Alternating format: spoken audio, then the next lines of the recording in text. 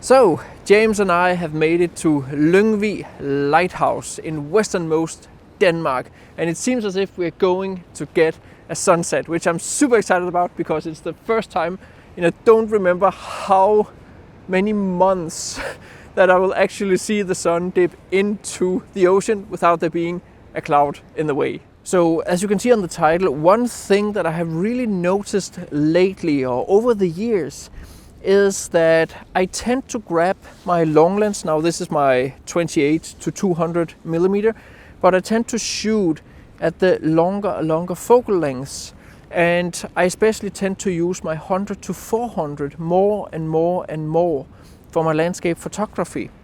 Obviously it has a little bit to do with the landscapes I'm photographing, but for some reason I definitely see a shift in the lenses that I use. I use telephoto lenses more than I use wide-angle lenses. Now a great example is actually right here at Lyngvig Lighthouse. So you can see right here I'm playing a bit around with a composition like this, and to get the lighthouse at a decent size in the photo I will have to zoom in quite a lot. So right now I'm at about 130-ish millimeter, and not before at that focal length the lighthouse actually starts to take up a decent amount of the photo when I'm shooting horizontal.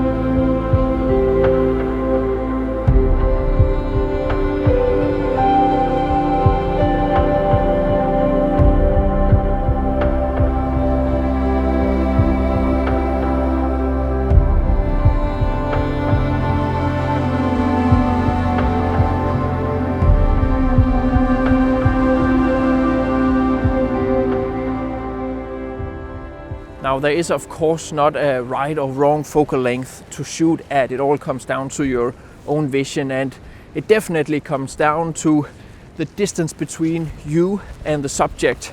Further away you have a tendency to zoom in to fill up the frame. So when you are photographing lighthouses, as this example, towers, tall objects, generally I try to avoid being very close to my subject because it creates a little bit of a distortion effect I don't really like. So I try to get a little bit of distance between me and my subject when shooting, especially man-made buildings. I'm pretty sure it's only men who make buildings, or women, humans.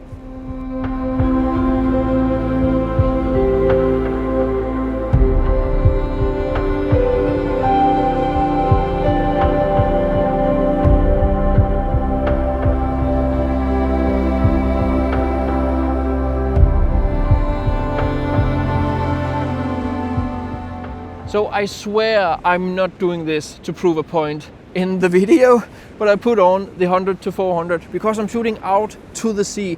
I want to cut off the horizon, not use the horizon, and I don't want a part of the beach. I just want the ocean, which is now being backlit by the setting sun. It gives the most amazing glow. So if I want to shoot vertical and only have that part, oh, there's a seagull, then I need to shoot at 400 millimeter. Now if I'm shooting horizontal, then I can do with 200 millimeter. But nevertheless, it's the long lens I have on. It's just so good at picking out details. Now generally I do not like photos that are just too flat. Generally I prefer to have some depth in the scenes, and there's definitely loads of depth in this scene here, even though I'm shooting at such a long focal length here. Trying to catch the birds and the waves when they break. It looks so good. So much beautiful glow, light and action.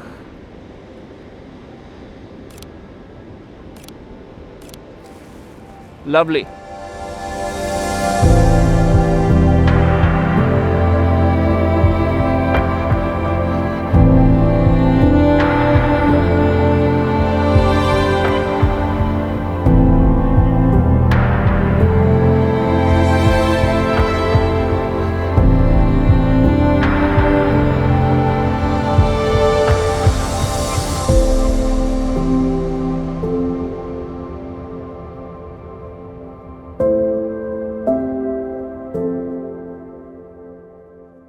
So I did record a little bit from the following morning. By the way, get my landscape photography map of Denmark if you want to come to Denmark and photograph around this place.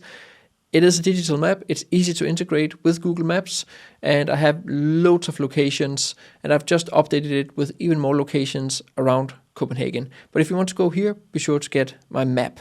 So we returned here the following morning, and for some reason my microphone decided to die. So here's the photo that I got, which I actually really like. It was a really strong sunrise we got right there, and I really like how I managed to use that trail through those grasses as a really nice leading line up to the lighthouse and the beautiful sunrise. And if you want to learn even more about leading lines, where to place your subjects, whether you should shoot horizontal or vertical, how to show scale, and learn a bit more about focal lengths, be sure to get my 2 ebooks on landscape composition. There are links to them down in the description. So I did mention on location that what focal length you use depends a little bit on the landscapes that you're photographing. I would actually argue that it depends quite a lot on the landscapes that you're photographing, because I've seen over the past years when I photograph a lot in Denmark that I tend to grab the longer focal length lenses much more than my wide angle lenses. And I found that it's mainly because the landscapes are much less dramatic. So I have to zoom much more in to fill the frame with whatever is of interest, because I don't have a mountain to fill the frame of a wide angle lens or a nearby waterfall to fill the frame of a wide angle lens. So I've definitely also seen a trend away from the dramatic wide angle landscape photos towards the more intimate forest scenes and abstract photos. And it's probably mainly because of the pandemic that people can't travel to Iceland and more like exotic places. So they've had to photograph their backyards, and most people don't have a big epic mountain or a waterfall in their backyard. Even though a long lens is really good at just zooming into a distant mountain and photographing that, it doesn't always make for a super compelling photo. It is still very beneficial to try and build up your photo and try to incorporate some kind of depth in your photos. So let's just look at a few examples where I've done exactly that from the past year. So this one here from Wales, there's no doubt about that. I have some kind of foreground with the trees here, and then I have this background or midground right here with the sunbeams coming in, and there's kind of an even more background here. You can see there's something behind this ridge right here. This one here from Tuscany, you can also see that I have really tried to show the depth of this scene by including all these different layers.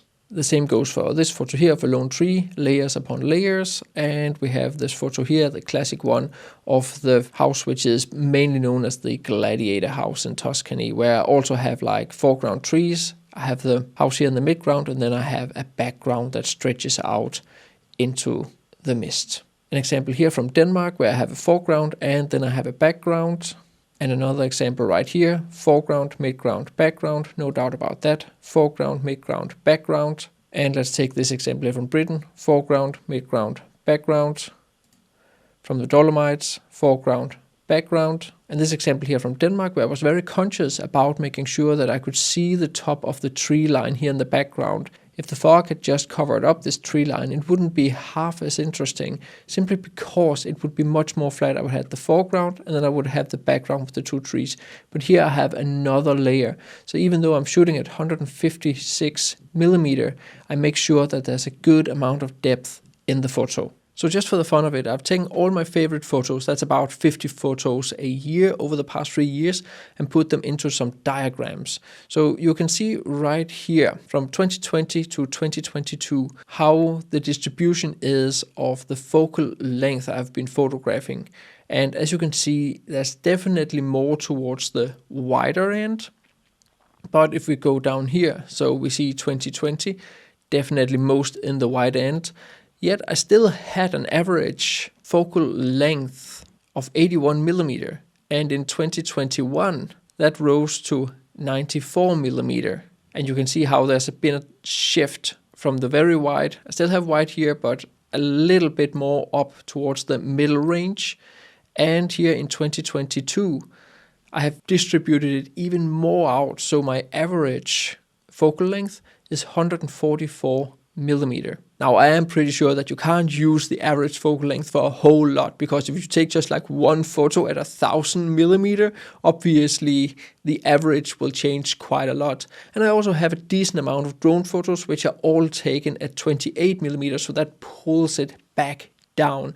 But they are kind of like out of category using a drone when we are comparing like lenses for your DSLR or your mirrorless camera on the ground. So one thing I've observed over the past year is that half of my favorite photos, about 25-ish, has been taken with the long lens, the 100 to 400 millimeter, and the other half has been taken between 16 millimeter and 100 millimeter with either my Tamron 28 to 200, Sony 24 to 105, my DJI Mavic 2 Pro drone, or my 16 to 35 millimeter lens.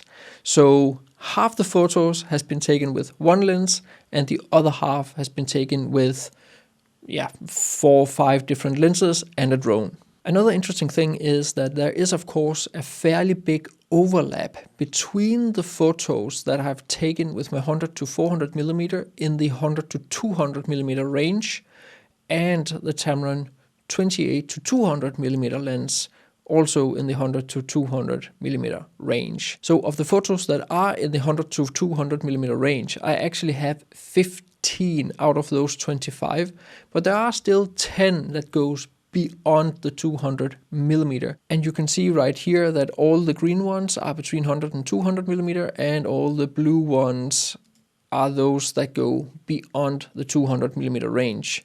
So I would still say that for me it makes sense to have the 100 to 400 millimeter instead of a 70 to 200 millimeter. I still need that extra range. And especially when I go through my favorite photos, you can see that some of my very favorite photos were taken beyond the 200 millimeter range. And some of them are like from the same morning. So these two here are good examples of the very long range. I got another photo from this same morning, which is just below the 200 millimeter range. Another great morning was from the top of Lyngvig Fell, where I just got so many photos, and it was just obvious that the 100 to 400 millimeter lens was the lens of choice that morning. I'm not even sure I actually changed it at any point that morning. So what can we actually conclude with all this data?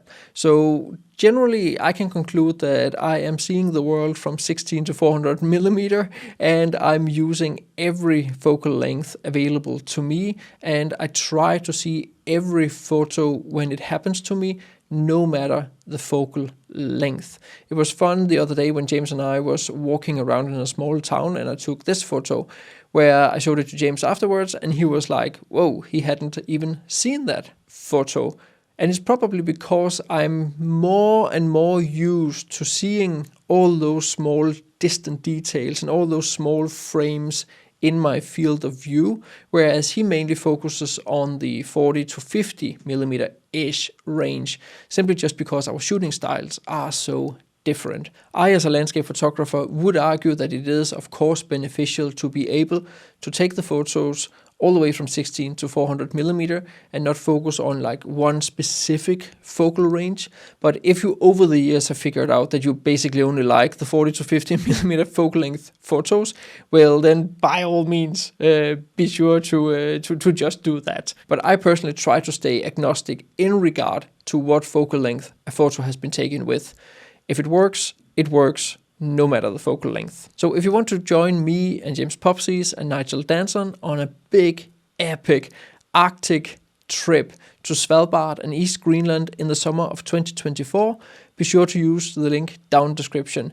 It is going to be absolutely amazing. I have no doubt about that. Those landscapes look epic. If you want to learn more about composition, be sure to get my 2 ebooks. If you want to come to Denmark and photograph, be sure to get my digital map of Denmark. And if you want to learn how I edit my photos and how I share my techniques, be sure to enroll in my big Photoshop for landscape photographers post-processing course. And finally, of course, be sure to check out last week's video with me and James, where we make some shenanigans. It is great landscape photography fun. It is right here. I hope you got something from this video. See you next time.